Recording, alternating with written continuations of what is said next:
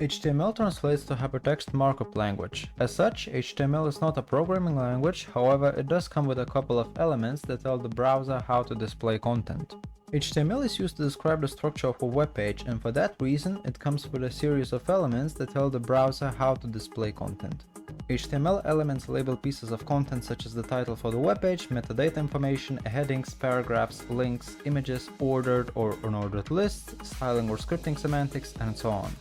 HTML is assisted by CSS that is used to define styles, layouts, and display variations for web pages built using HTML and server-sided programming languages like PHP, and CSS is assisted by JavaScript, which is a programming language allowing developers to implement complex client-sided logic and features on web pages built using various programming languages. HTML, CSS, and JavaScript assist each other but do not replace each other.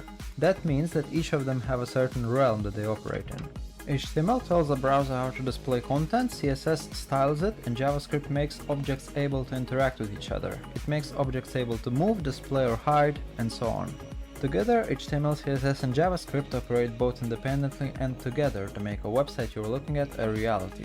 All three technologies are fundamental building blocks for your website. All three often work in conjunction to make or break the beauty that we call a web application. Curious to learn more about HTML, CSS, JavaScript, and other things related to the web? Make sure to subscribe to this channel, and until next time.